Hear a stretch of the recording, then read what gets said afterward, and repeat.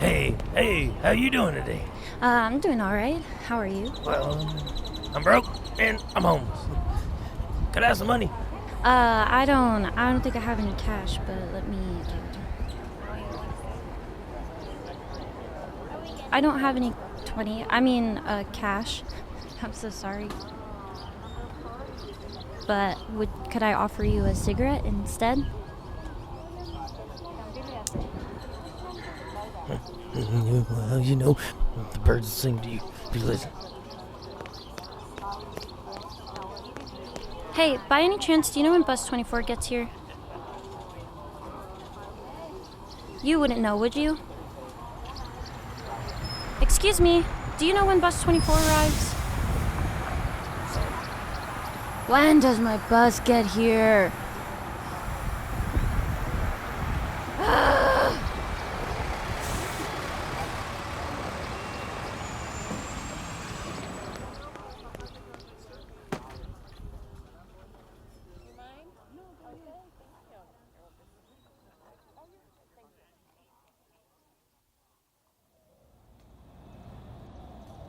Yo, Yo,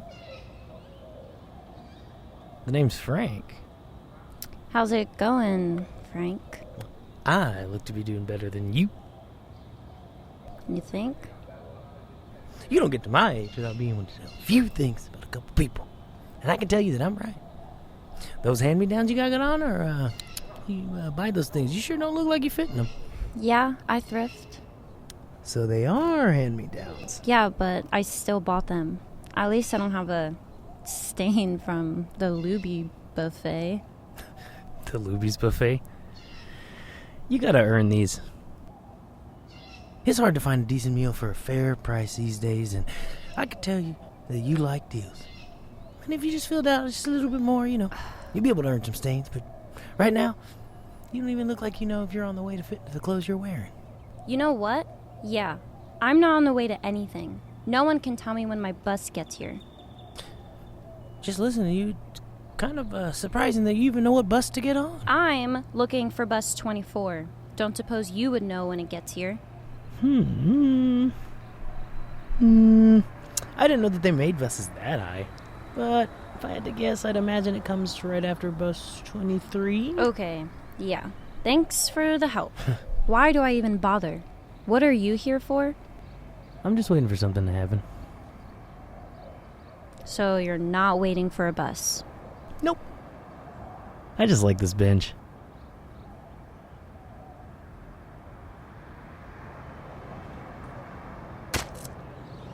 What the fuck?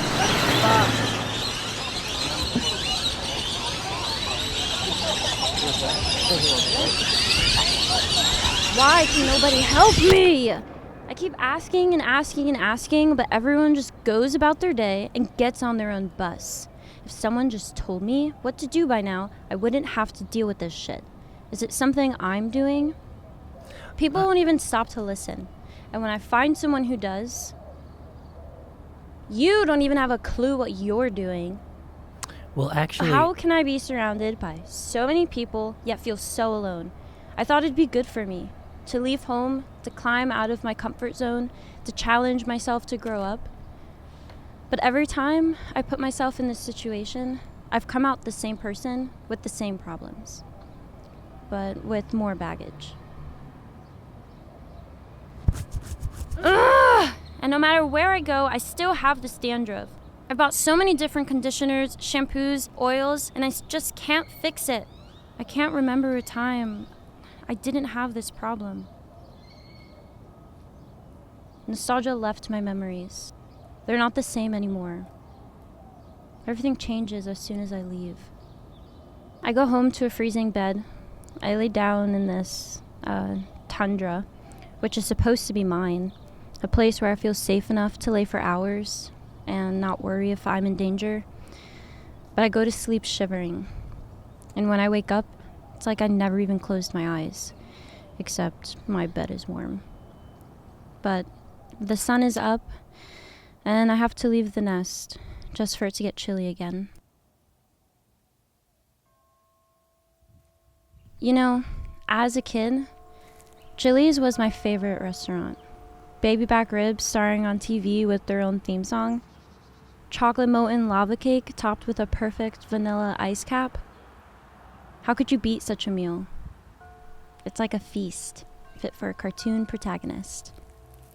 It was my favorite. I went back a few weeks ago to feel that sense of wonder again. It started off okay. The trifold menu read like a children's picture book, but I wondered why they tuck the picture of the ribs in the bottom corner. When I proudly ordered the full rack, I questioned if it was even real meat. I had to eat my words. Tough and dry and lukewarm, and the chocolate lava cake was dormant too. The lava cooled down and it was hard as a rock. I lost my appetite that day. Honestly, what sucks the most is buying fruit at the supermarket. The idea sounds great and nutritious, and I think maybe I'll get my appetite back. But I don't. I get caught up trying to cherish every single moment. Of course, I'm gonna eat the mushy fruit first because I don't want it to go to waste. But then I get stuck in this continuous cycle of always eating all the mush. I wonder if they even care for me the same way I care for them. Do they even notice all the trouble I go through to make sure that their decay is temporary? Or are they too spoiled to even realize? Before I know it, their cores and stems lie in the trash, and I have to buy more, just to try and hope not to waste again. I get scared of losing anything. My dad had this bookshelf. He put all his trinkets and collectibles on there. One shelf in particular held pottery from all over the world. There came a point where he had so many, the shelf started bowing under all the weight. I wonder if he even noticed, because he just kept adding to his collection. He'd even stop every now and then to bask in its beauty and the work he put in, but he never did anything to fix it. Then one day the shelf broke, and so did the pots, and he did too. We used to birdwatch together. He would take me out to the park Sunday mornings to watch them twitch and hop around. Even though they moved anxiously, there was something so peaceful about them. Like they always knew what to do next. They didn't have to think about it. I'd love if we could just birdwatch again. But it'd get cold when they left. The birds, I mean.